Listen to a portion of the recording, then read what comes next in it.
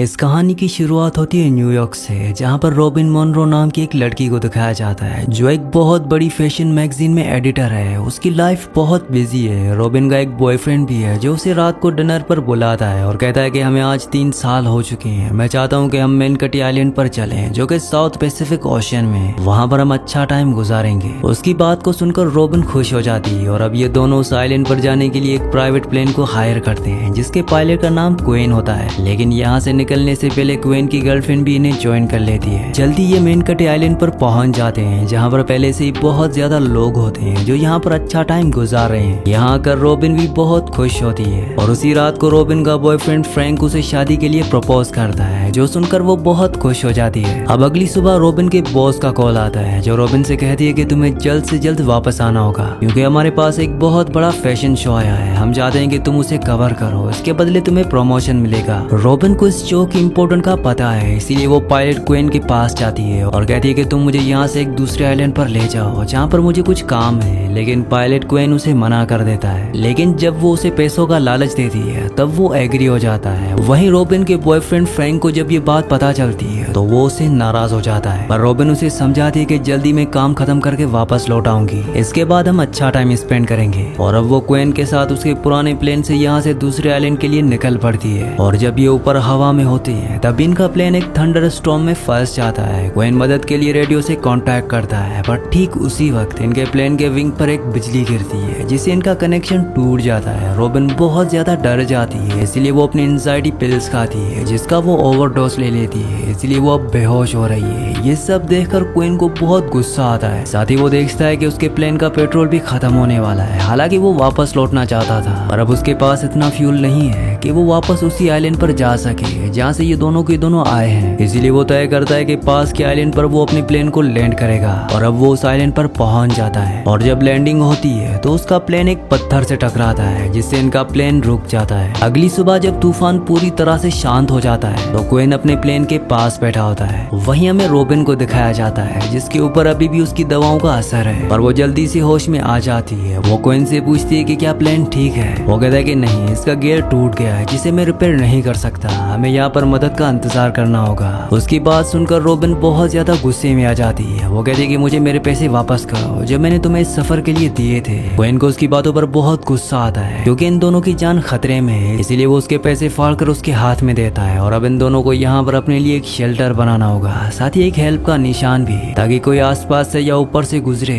तो वो हेल्प का निशान देख के इन दोनों को बचाने के लिए यहाँ पर आ जाए। और जब प्लेन में ये जरूरत की चीजों को ढूंढ रहे होते हैं तभी रॉबिन को अंदर एक लाइफ बोट मिलती है। पर क्वेन कहता है कि अगर तुम सोच रही हो कि इतने बड़े समंदर को तुम लाइफ बोट से क्रॉस कर लोगी तो ये नामुमकिन है। वहीं दूसरी तरफ हमें आइलैंड पर रॉबिन के बॉयफ्रेंड को दिखाया जाता है, जिसके पास रॉबिन के बॉस का कॉल आता है और वो उससे पूछती है कि रॉबिन अब तक उस जगह पर क्यों नहीं पहुंची जिस जगह पर उसे जाना था। ये सुनकर वो हैरान हो जाता है और बताता है कि एक दिन पहले ही वो उसके एक पायलट क्वेन के साथ इस आइलैंड से निकल चुकी है। यहाँ पर क्वेन की गर्लफ्रेंड भी होती है, जो कि अब क्वेन के लिए परेशान है। ये दोनों के दोनों इस जगह के मैनेजर के पास जाते हैं और यहाँ रेस्क्यू टीम बुलाने के लिए कहते हैं। और वहीं हमें रॉबिन और क्वेन को दिखाया जाता है, जो इस जंगल में पानी ढूंढ रहे होते हैं। जल्दी ये पानी के पास पहुंच जाते हैं, जहाँ ये पहुंचकर बहुत खुश होते हैं, क्योंकि अब इनके पास पीने के लिए पानी है, पर इसके बाद इनके खाने का इंतजाम करना होगा। यहाँ पर क्वेन बड़ी चालाकी से एक पंछी को पकड़ लेता है, जिसे खाकर ये दोनों अपनी भूख मिटाते हैं। साथ ही अपनी पर्सनल लाइफ को भी डिस्कस करते हैं। अब तक ये दोनों एक दूसरे से लड़ रहे थे, पर अब रॉबिन को क्वेन से बातें करके ये समझ में आ जाता है कि वो एक अच्छा इंसान है। वीडियो में आगे बढ़ने से पहले आप सबसे रिक्वेस्ट है कि मेरे 99% व्यूवर्स वीडियो तो देखते हैं लेकिन चैनल को सब्सक्राइब नहीं करते और ना ही वीडियो को लाइक करते हैं, तो आप सबसे रिक्वेस्ट है कि चैनल को सब्सक्राइब और वीडियो को लाइक लाजमी से कर दिया करें। दूसरी तरफ हमें रॉबिन के बॉयफ्रेंड और क्वेन की गर्लफ्रेंड को दिखाया जाता है, जिन्हें एक रेस्क्यू प्लेन मिल जाता है, जिसके बाद वो इन दोनों को ढूंढने के लिए वहाँ से निकल पड़ते हैं और जल्द उस आइलैंड के ऊपर पहुंच जाते हैं, जहाँ पर ये दोनों के दोनों फंसे हुए हैं। पर इन्होंने वहाँ पर हेल्प का साइन नहीं बनाया। साथ में क्वेन ने रात को बहुत ज्यादा शराब पी ली थी, जिस वजह से उसे होश नहीं होता। लेकिन हेलीकॉप्टर की आवाज रॉबिन सुन लेती है। वो क्वेन को उठाने की कोशिश करती है, लेकिन क्वेन नहीं उठता। इसीलिए वो क्वेन की फ्लेयर गन को निकालकर आसमान की तरफ चलाती है, लेकिन गलती से उसका निशाना चूक जाता है। गन शॉट पेड़ पर लगता है और वहाँ से हेलीकॉप्टर निकल जाता है। गन की आवाज सुनकर क्वेन जाग जाता है और जब वो देखता है कि रॉबिन के निशाना चूकने की वजह से उन्हें बचाने के लिए जो हेलीकॉप्टर आया था वो वापस जा चुका है, तब वो रॉबिन पर गुस्सा करने लगता है और कहता है कि तुम्हें गन भी चलानी नहीं आती। इन दोनों के बीच में अब नाराजगी नाराजगियां हो जाती हैं। हालांकि रॉबिन का फोन उसके पास है लेकिन इस आइलैंड पर कवरेज नहीं है और अब ये तय करते हैं कि ये यहाँ से ऊंचाई पर जाएंगे, यानी इनके सामने जो पहाड़ है इन्हें इस पहाड़ पर चढ़ना होगा। ये दोनों के दोनों इस पहाड़ पर चढ़ना शुरू कर देते हैं, पर तभी एक जगह से मिट्टी धंस जाती है जिसके अंदर रॉबिन गिर जाती है, लेकिन क्वेन उसे बचा लेता है और अब एक बार फिर से ये दोनों के दोनों पहाड़ पर चढ़ना शुरू कर देते हैं। इस पहाड़ पर चढ़ना इतना आसान नहीं है, लेकिन किसी तरह से ये दोनों के दोनों पहाड़ की ऊंचाई पर पहुंच जाते हैं, जहाँ ये चारों तरफ देखते हैं हर तरफ से पानी होता है, पर ये समंदर में देखते हैं जहाँ पर एक बोट है जिसे देखकर ये बहुत खुश होते हैं। पर वहाँ पर पहुँचना इतना आसान नहीं होगा क्योंकि जिस पहाड़ पर वो चढ़कर आए हैं उसे उतरना इतना आसान नहीं है, लेकिन फिर भी वो जल्दी जल्दी से उतरते हैं। इन्हें नीचे पहुँचते पहुँचते रात हो जाती है, पर अब ये इस आइलैंड पर रुकना नहीं चाहते,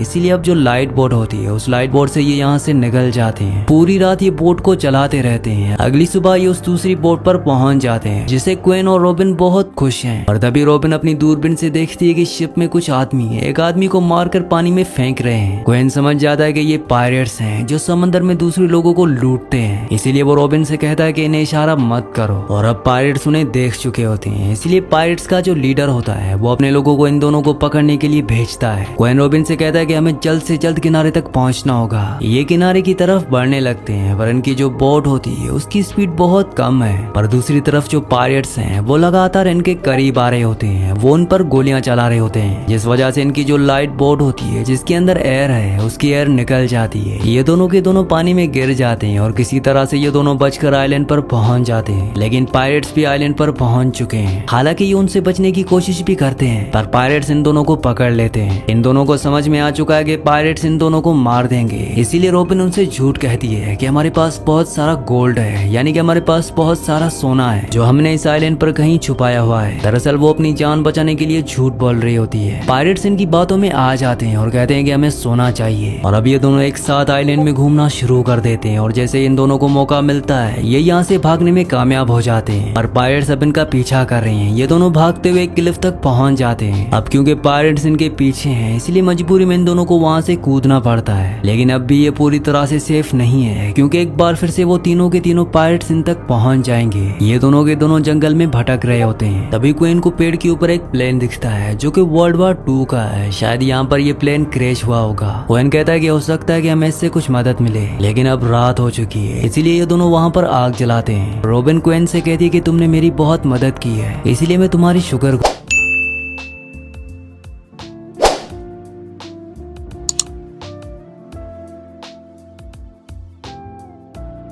गुजार हूँ। अब रात को ये दोनों वहाँ पर सो जाते हैं। अगली सुबह जब रॉबिन की आंख खुलती है तो वो देखती है कि क्वीन ने प्लेन के कुछ हिस्सों को पेड़ के नीचे से निकाल लिया है, जिसके बाद वो एक राफ्ट बनाकर प्लेन के उस हिस्से को पानी में यहाँ से बाहर ले जाता है। साथ में कुछ लकड़ियों को भी अपने साथ रख लेता है। जल्दी वो अपने क्रैश हुए प्लेन तक पहुंच जाते हैं। दरअसल वो अपने प्लेन को रिपेयर करना चाहता है ताकि ये दोनों यहाँ से निकल सके। वो अपने प्लेन को मॉडिफाई करके उसे पानी में तैरने वाला प्लेन बना देता है ताकि पानी को यानी समंदर को रनवे के तौर पर उसे यूज कर सके। और अब वो पूरी तरह से अपने प्लेन को तैयार कर देता है। और जब वो वहाँ से निकलने वाला होता है तो पायरेट्स इन दोनों को देख लेते हैं। वो उन पर गोलियां चलाते हैं जिससे क्वीन जख्मी हो जाता है। रॉबिन कहती है कि हमें जंगल के अंदर जाना होगा, पर क्वीन कहता है कि हमारे पास ये आखिरी मौका है, हम यहाँ से निकल सकते हैं। इसलिए ये दोनों के दोनों प्लेन के अंदर बैठ जाते हैं और अब ये प्लेन को टेक ऑफ करने में कामयाब हो जाते हैं। पायरेट्स इनके ऊपर एक तोप के गोले से फायर करते हैं और गलती से वो तोप का गोला इनकी बोट पर गिर जाता है, जिससे इनकी बोट ब्लास्ट हो जाती है। कुछ पायरेट्स अपनी जान बचाकर पानी में कूद जाते हैं, पर अब रॉबिन और क्वीन दोनों यहाँ से निकल चुके हैं। लेकिन क्वीन बहुत ज्यादा जख्मी है, इसलिए वो रॉबिन से कहता है कि तुम्हें प्लेन चलाना होगा। वो प्लेन चलाने के बारे में उसे कुछ बातें बताता है, जिसके बाद वो बेहोश हो जाता है। वहीं दूसरी तरफ हमें आइलैंड पर दिखाया जाता है जहाँ पर क्वीन की गर्लफ्रेंड और रॉबिन का जो बॉयफ्रेंड है वो दोनों के दोनों बहुत परेशान है। दरअसल सब ने मान लिया कि इन दोनों की मौत हो चुकी है, इसीलिए इनकी याद में इन्होंने कॉन्डोलेंस मीट रखी होती है। तभी आसमान में देखते हैं कि क्वीन का प्लेन उनकी तरफ आ रहा है, जिसे रॉबिन चला रही है। रॉबिन उसे पानी में लैंड करवाती है, जिसकी लैंडिंग बहुत ही बेकार होती है, पर इन दोनों की जान बच जाती है। जिसके बाद क्वीन को हॉस्पिटल में एडमिट किया जाता है, जहाँ पर उससे मिलने के लिए रॉबिन आती है। क्वीन को एहसास हो चुका है कि रॉबिन उसे पसंद करती है, लेकिन वो कहता है कि तुम्हें दूसरा अच्छा लड़का मिल सकता है। साथ ही जब ये आइलैंड पर फंसे हुए थे तो उस वक्त क्वीन की गर्लफ्रेंड और रॉबिन का बॉयफ्रेंड एक दूसरे के बहुत करीब आ गए थे, लेकिन अभी भी रॉबिन का जो बॉयफ्रेंड है वो उससे शादी करना चाहता है। रॉबिन उसके पास जाती है और कहती है कि तुम्हें शादी के बारे बारे में एक बार फिर से सोचना चाहिए, मुझे लगता है कि मैं किसी और को पसंद करती हूँ। ये बात सुनकर फ्रैंक को गुस्सा आ जाता है। वो कहता है कि ऐसे तो मैं भी क्वीन की गर्लफ्रेंड को पसंद करता हूँ, पर मैंने तुम्हारे लिए उसे छोड़ दिया। यहाँ पर रॉबिन को समझ में आ जाता है कि जब वो आइलैंड पर नहीं थी तो फ्रैंक और क्वीन की गर्लफ्रेंड एक दूसरे के बहुत करीब आ गए थे, और अब रॉबिन ने डिसाइड कर लिया है कि अब वो अपने बॉयफ्रेंड फ्रैंक के साथ शादी नहीं करेगी। दूसरी तरफ हमें क्वीन को दिखाया जाता है जिसे एहसास हो चुका है कि उसे भी रॉबिन से प्यार है, इसीलिए वो एयरपोर्ट पर भागता हुआ आता है। लेकिन तब तक रॉबिन का भी प्लेन टेक ऑफ कर जाता है, जिसे क्वीन को बहुत दुख होता है, और तब वो पीछे देखता है कि वहाँ पर रॉबिन खड़ी है। दरअसल रॉबिन ने अपने बॉयफ्रेंड के साथ जाने से इनकार कर दिया था, इसीलिए वो प्लेन से उतर गई थी, और जब वो क्वीन को देखती है तो उसे वो अपने गले से लगा लेती है। क्वीन भी उससे अपने प्यार का इजहार करता है। अब ये दोनों तय करते हैं कि अब ये हमेशा एक दूसरे के साथ रहेंगे, और इसी सीन के साथ इस मूवी का एंड हो जाता है। अगली कहानी आप किस मूवी पर सुनना चाहते हैं मुझे नीचे कमेंट्स में जरूर बताना, क्योंकि मैं आपकी कमेंट्स पढ़ता हूँ, और आपके प्यारे प्यारे कमेंट्स का बहुत बहुत शुक्रिया।